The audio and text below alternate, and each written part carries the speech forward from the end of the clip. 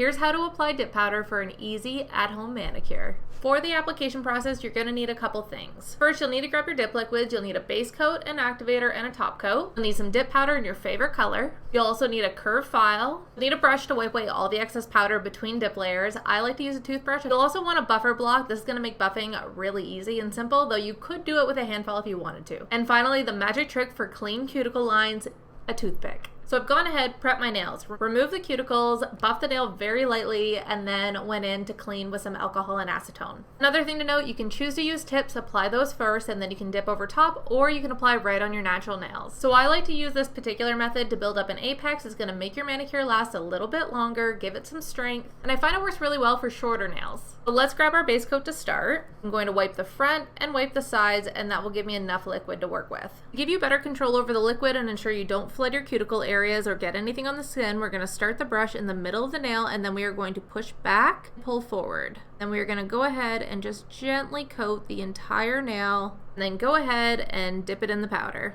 Tap off the excess. And then we're gonna grab that trusty toothpick. We're just gonna trace the cuticle area. So now that we've applied the first layer to all of our nails, we're gonna go ahead and brush off all the excess powder. This is very important to ensure that you don't contaminate your base liquid. And the reason that I like to use a toothbrush is I find the stiffer bristles do a much better job of getting all the powder out of every little crevice. Now for dip number 2, we're only gonna go halfway up the nail. So we're gonna start the brush a little bit lower than the halfway part, and we are gonna just push up and pull down.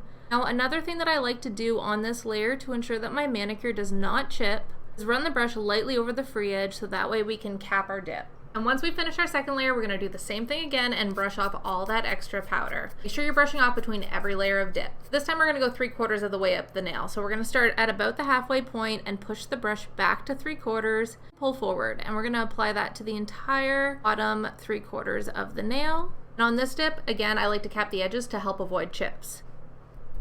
And tap off the excess. And once you've finished your third layer, we're gonna brush off all that excess powder again and go in for the fourth and final dip. Now I will mention that some colors may require a 5th full dip. So if you find your color is a little bit bare in some spots, don't be afraid to do a 5th layer. However, most colors should be fine just doing the 4 layers that we've done here. For this layer, we're gonna again start in the middle of the nail and push back to avoid flooding the cuticle area with liquid, and we are going to apply to the entire nail. And tap it off.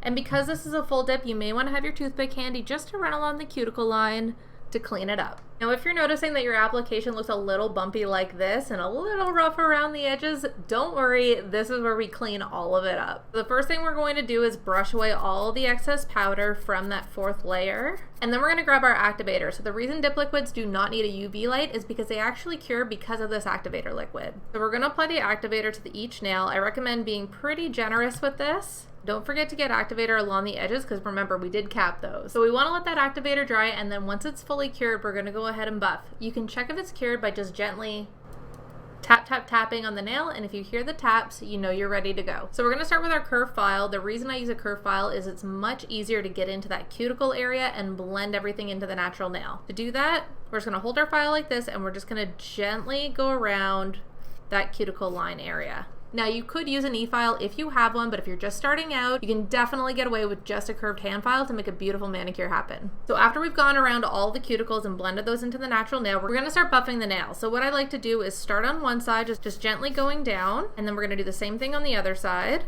and then just going across the top. Now if you notice you've got any little ski jumps at the end of your nail, you can grab your file and actually just run it along the base like this, and that will smooth it all out. So you can actually check to see if your nail is smooth. So right now you can see that there's actually variations. The file isn't actually hitting the whole nail. So once our whole nail has been buffed like this, we know it's smooth and ready for top coat. Now I find it much easier to shape my nails before I apply any dip, so all I need to do now is just go along the edges with my file and gently run them along the edge and sharpen everything up. And to make sure everything is super smooth, I love taking these orange buffer blocks and just giving everything a very light buff so that way we're ready to top coat.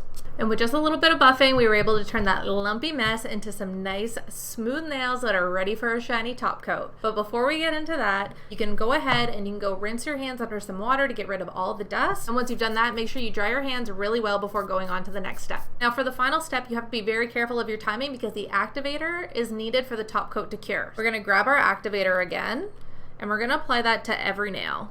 Then we're going to take a lint-free wipe or a paper towel, whatever you have on hand, and we're going to wipe off all the excess activator. This is really important to make sure that your top coat brush doesn't get contaminated and become hard. So you don't want to allow that to dry for too long. Most brands require about a minute. And then we're going to grab your top coat and we're going to do 2 layers here. So on layer number 1, we're just going to do 3 very quick strokes. This is going to limit the contact time that the brush has with the nail, and this is going to help avoid any contamination issues with your brush. And once we've completed every finger, we're going to right away go into our second layer of top coat. This time though, we're going to be a lot more careful. So we're going to do the same technique by starting the brush in the middle of the nail and pushing back as close to the cuticle area without touching the skin. We're going to put top coat all over the nail. You really want to make sure that you cap the edges here as well to avoid any chips. To do that, just run the brush very lightly over the free edge, and then continue this process for each finger until you're all done. Now, one of the things I love about dip liquids is it only takes about 2 minutes for your top coat to dry, and once your nails have dried, go in with your favorite cuticle oil. Make sure you apply this every day to avoid any issues with further lifting, and that's how you create a gorgeous dip powder manicure at home.